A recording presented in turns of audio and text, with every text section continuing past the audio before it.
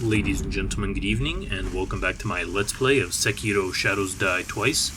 And so, while we face off against this mini-boss here, I just want to make a quick mention. At the end of the last episode, when I ran behind the temple and eavesdropped on Emma and the sculptor, I do want to make a quick note that it will let you eavesdrop if you're just standing there. However, you actually need to be eavesdropping while hugging the wall. If you're eavesdropping on them and you just, click normally and you're not hugging the wall, it will not let you skip the dialogue that's being said, and you can still move your character around and jump and all that. However, the game will not register that you have actually finished the eavesdrop conversation. So you do need to hug the wall and then listen to it, and then you can skip the dialogue again and all that good stuff, and it will register and you can progress to coming to this Hirata Estate the second time. So again, here's one of the leg ninjas, one of the most annoying enemies in the game. Absolutely destroying me. The big gimmick with this guy is that he likes to blow his whistle. Whistle. But what that does is it summons a couple dogs to come and help him in the fight, and it makes it really annoying and a lot more difficult. So whenever he backs off, he's going to go wind up and do that, so then I'll throw a shuriken just to interrupt it. The damage doesn't matter. It's just the fact that throwing the shuriken and hitting him with it will interrupt him doing it, and so that way I don't have to do this fight while there's a bunch of dogs running around as well. But overall, he's pretty much identical to regular leg ninjas. You've fought him many times before. The only difference is that he adds dogs if you're really unlucky, so you just want to be aggressive and not back off and let him get that off. So he's dead. Hooray. Good job, team. So essentially the way that this one ends up working is the first time we went through the Hirata Estate, we were essentially following Sekiro's memory. So he remembered running through there, finding his father Owl dying, and then going to save Kuro. What we're doing this time is we have Owl's charm, is what we use to come here. So we're reliving what happened with Owl. And so what you can clearly see is he's not there where we saw him die. Because, spoilers, as we already know, he didn't die. It was all a ploy. So what we're going to end, obviously, what I'm trying to do here is I'm trying to get that sculptor idol activated, but I'm getting attacked by two giant dudes that I do not want to fight right now. Please leave me alone. But yeah, so it turns out that Owl was behind the attack on the Hirata Estate all those years ago. And so when we go through, Juzo will be alive again, and we can have a little bit of an eavesdrop conversation on that. And that's because when we went through the first time, if you'll recall, Sekiro was actually injured and in a house for the most part. He did obviously end up going through, but he was not in peak condition. And then, obviously, if you recall, way back at the beginning of the game, at the very end, he gets stabbed through the chest with a sword, and that's when Kuro comes in and feeds him his blood or whatever to give him the divine whatever it is. So here we're going through, and we're going to see what exactly happened there once we had passed out and almost died in the corner. Just as soon as these stupid dinguses will get out of my way so I can please activate the sculptor idol. Okay, we'll kill him. That's one down. Easy. Shield guys are really annoying. No one likes him. Please go away. Go away. I don't like you. You don't like me? I don't like you. You're blocking my sculptor idol, boy. Boy. Yeah, I don't care. That's fine. You can knock me around. I literally just need to activate it and sit down. Run. Come on. There we go. Nice. Okay, that was a bit annoying, but we got through it. That's all that matters. So now we can just get through these guys, and you've been here before, I've been here before, you've seen me be here before. There's a couple more types of enemies, but also there's a shortcut, which I just remembered, so we can just run through here now. And we're just going to be super sneaky and get immediately seen by everybody. Perfect. I am the worst ninja known to man. Okay, so we're just going to run over here, do everything like normal. Now, the thing that's interesting with, I say interesting, but the thing that's different with Juzo the Drunkard is if you remember the first time we went through, we had the retainer helping us fight. Well, he's dead, obviously. However, here Juzo now shares a aggro with a leg ninja. My absolute favorite enemy in the game. Also, oh my gosh, I'm just getting destroyed. Camera angles, please. Now, so the best way to deal with it, honestly, is to just pull the leg ninja out towards this house that I'm in, like just down the stairs where the river is, and that's what I'm going to end up doing, because that's pretty much the furthest range they'll go to before they de-aggro. So by doing it that way, we can, for the most part, just continue to essentially just taunt the ninja. But first, we're just gonna eavesdrop him.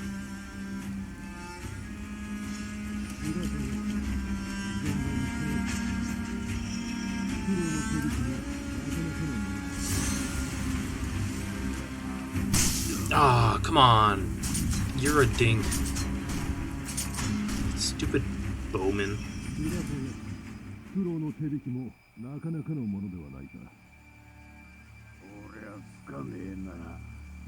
あのじじいはどうにもうさんくせえや。まあ、ありゃけど、土下座だぜ、正成さんよ。まあ我慢しろ。いかに企もうと、所詮は田舎のはぐれ忍び。何ができることもあるまい。ほら、銭と酒さえ都合してもらえりゃ文句はねえさ。 So yeah, surprise! Owl was behind the whole thing, which is literally what I just said, but now we have proof. And unfortunately, you really can't get a stealth kill as far as I'm aware on them. And we just want to kill this. Oh, come on, please! I just want to kill that one dude. Oh my goodness! Well, that failed. So yeah, we're just going to run all the way back here. And here's where we're just going to fight them. Their aggro range essentially ends around here. So it makes it really easy to fight one at a time instead of having to fight both. Please just let the ninja through. Because once you kill the ninja, everything else becomes really easy. I mean, okay, yeah, hello. Hello, Juzo. Sure, you know what? Screw this. I'll fight Juzo. I don't really care either way. I mean, so long as the ninja's not here, I'll fight Juzo by himself. Because you can constantly see the ninja in the background. They're running back, right? And that's because they share, you know, an aggro bubble, I guess you could say, or they're triggered to work together. But I mean, so long as one of them is here... Oh crap, there's the ninja. Oh, ninja, you're a dink.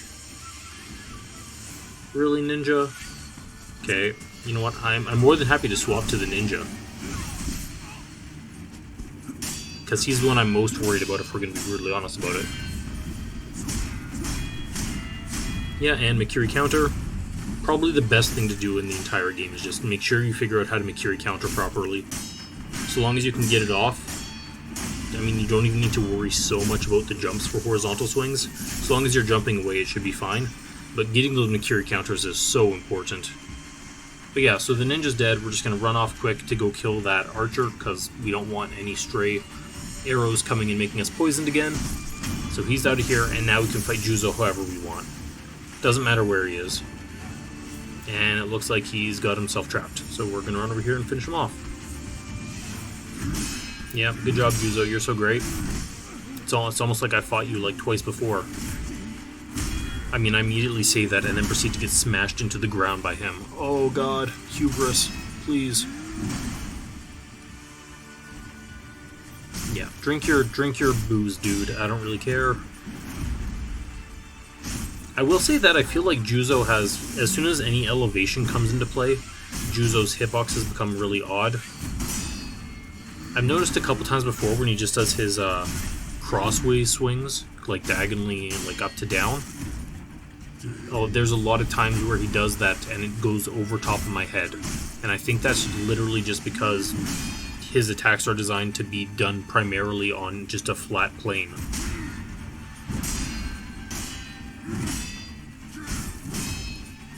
Yeah, see right there. See how it missed? I think that's just you know, a small thing that they never got caught. It's not super important. I just find it interesting. And just goes to show how important, you know, having very clean hitboxes is. I mean, obviously I can't put it in here, but there is that one really good, see again, that one went right over top. Or at least I think it did. But there's that one really nice video I think it's Dark Souls 3, where it shows the boss with his sword going like just directly over top of the character's head, just missing, and it just looks so fluid and perfect, with like a millimeter of space between them.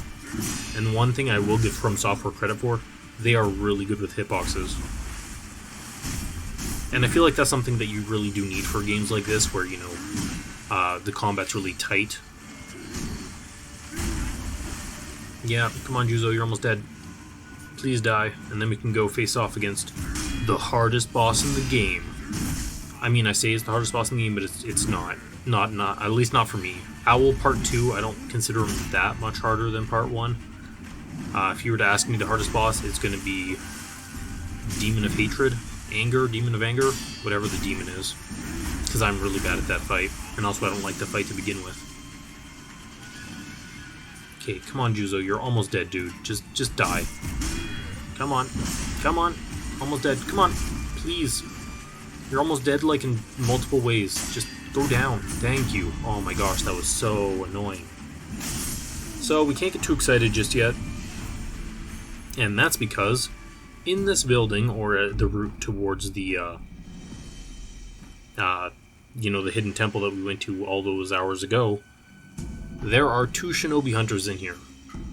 So if you go in here running all willy-nilly, you'll most likely just get absolutely destroyed by that, by the shinobi hunters, because I think there's archers and shinobi hunters.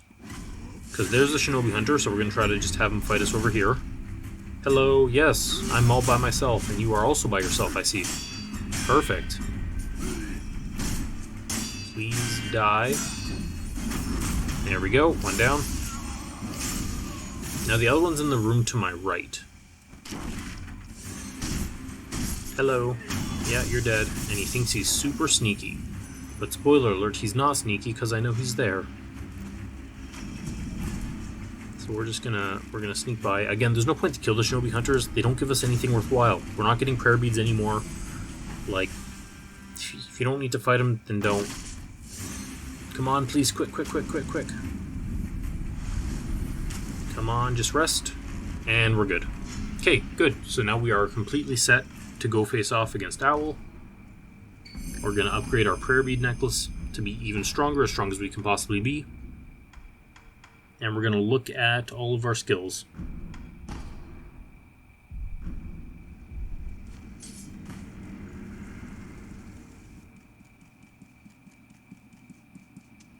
Down we go, and we're going to get a really nice cutscene about what really happened that night.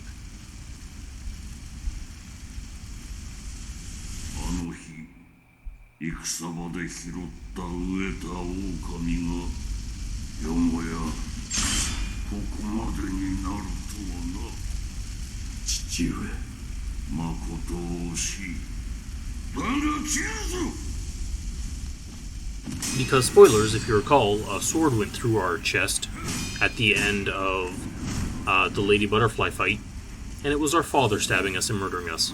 That's why when we faced off against him later... Ow. That's the one bad attack. I really hate gunpowder. But that's why when we went and Owl gave us the choice, are you going to forsake Kuro or, you know, not? And we said no. He then went and tried to do that surprise stab in our back again, and then we block it and he says, you got stronger. And turns out we're stronger because we actually avoided it this time, whereas last time he did it to us, we just got murdered. So here's Owl take 2. Honestly, it's not that bad. It's very hard, obviously, because of course it's going to be hard. All these bosses are going to be hard the first time you're up against them. He's a lot younger. He has a couple other attacks. Also, oh, good job me. I did some really bad parrying there. But again, the most dangerous one that he does, I think personally, is the gunpowder attack. That's the one where, just like when we fought him the first time, you want to go to your right. You want to dodge right and past him, so that way you miss the gunpowder and as well as his follow-up swing. Now I keep missing that attack up, and the way that attack works is he will do a very slow wind-up for an overhead swing downwards, and ideally the way that you're supposed to deal with it is it's so slow you can get one or two if you're really lucky and you're fast enough getting there. So ideally you get 2 swings on him, and then you dodge to the side and he will just swing straight down and miss you. However, if you dodge too early, instead of doing an overhand swing, he will then turn it into a horizontal one, and if you obviously once you've dodged to the side you can't attack him anymore.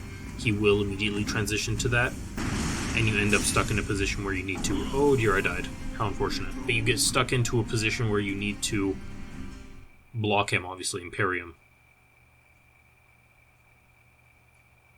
So if you are willing to play a bit of chicken with him, some of the best opportunities for strikes are when he goes to do that overhead, just run straight in front of him, hit him twice, and then dodge to the side. I'm a bit paranoid, obviously, because if he does hit you with it, it will do a lot of damage, so I sometimes dodge too early and forget to recognize that attack pattern, and, well, it happens. Another really nice thing with Owl, especially for this fight, is he's quite easy to interrupt. So if he's doing something, see there it is, you notice I went too far to the side when I was trying to just walking, and but again, that's on me, 100% on me. And this is just phase 1, there's 2 phases, spoilers. But yeah, really nice with Owl. I mean, take it slow. It's quite easy, especially in phase 1. You have plenty of opportunities. See, there we go. 1, 2, and then dodge. But you have plenty of opportunities to back off if it gets a little bit scary. Ugh, I messed that up really bad. Oh dear. That's unfortunate. Instead of dodging right, I dodged directly in front of him when he threw the gunpowder, which means that while I missed the gunpowder, or I think I did, I can't remember honestly. It's I have a brain of a goldfish. But I got hit by his follow-up swing and it just destroyed me. Also, that's one of the best attacks he can do. Obviously, you get that little the icon above your head, and he will pretty much lunge across the map at you, and you can Mikiri counter it, and it's really great to do. The thing that you need to know about it is that if you are too close to him, even if you go to Mikiri counter, he will most likely zoom right past your face. It won't work. That attack only works, especially with Mikiri counters, so long as he has a lot of space between you and him. So it's kind of hard. It doesn't give you a big wind-up, but if you see him start to do it, just make sure you keep enough space between you and him. Oh, that was really close, honestly. That was chicken right there.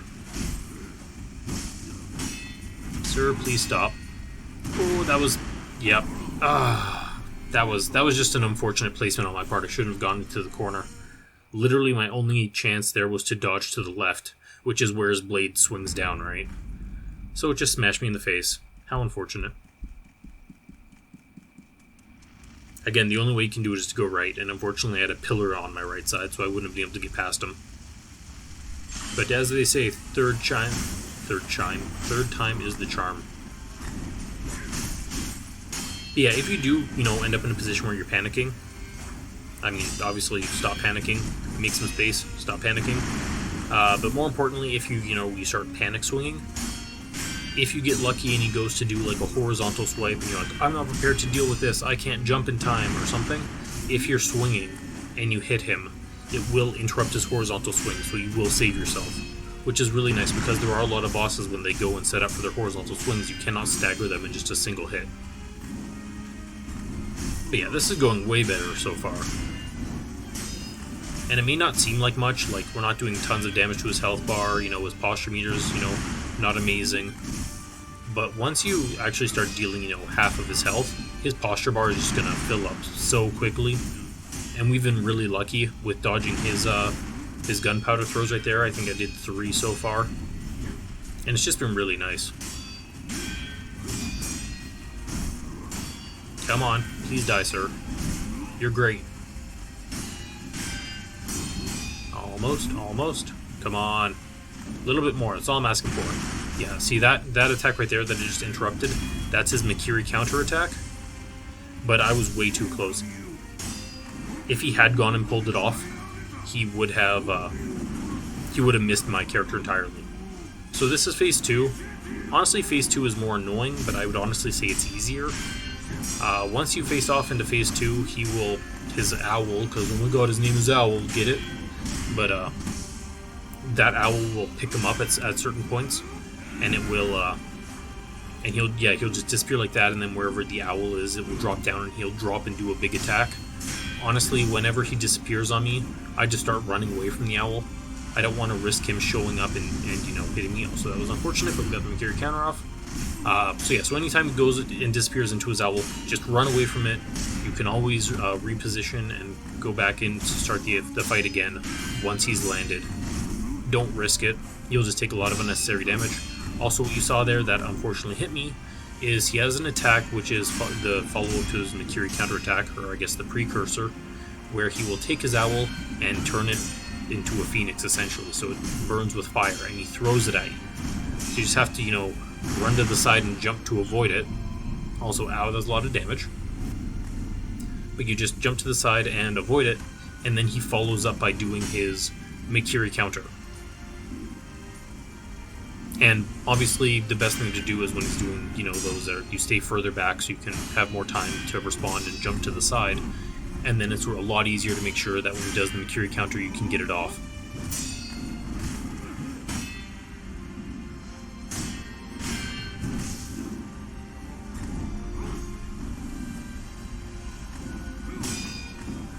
So yeah, I mean, this isn't that bad, honestly. There we go. See, always run away from the owl because you have no idea when Owl himself is going to jump out of it. Ooh, that was unfortunate. Oh dear. Oh, that was actually really bad. So I've never had the opportunity to interrupt that before. So not only did I interrupt his Makiri counter, it doesn't actually stop the Flaming Owl. So the Flaming Owl still procced, and I got hit by it, obviously.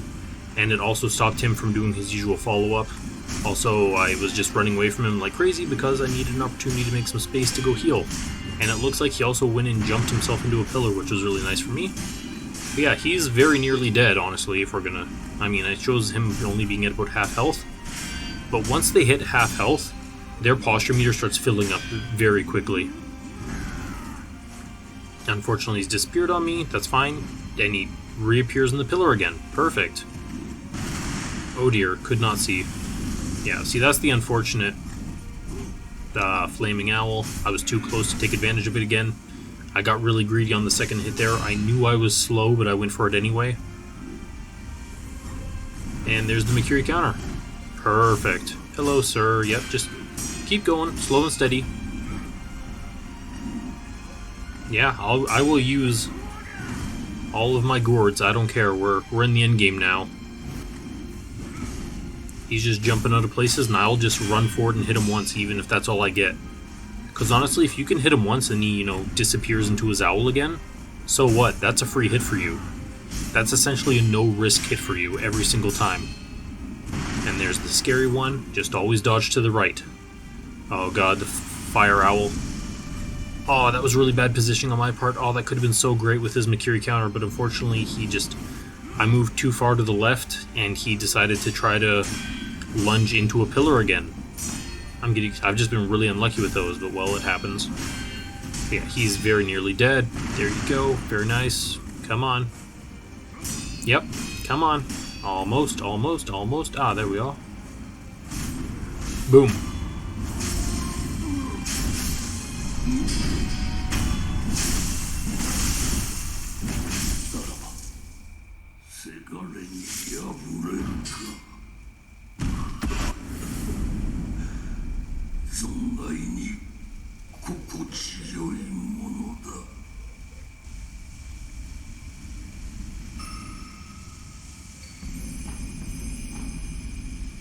So we got the memory from Owl, and we should be good to go.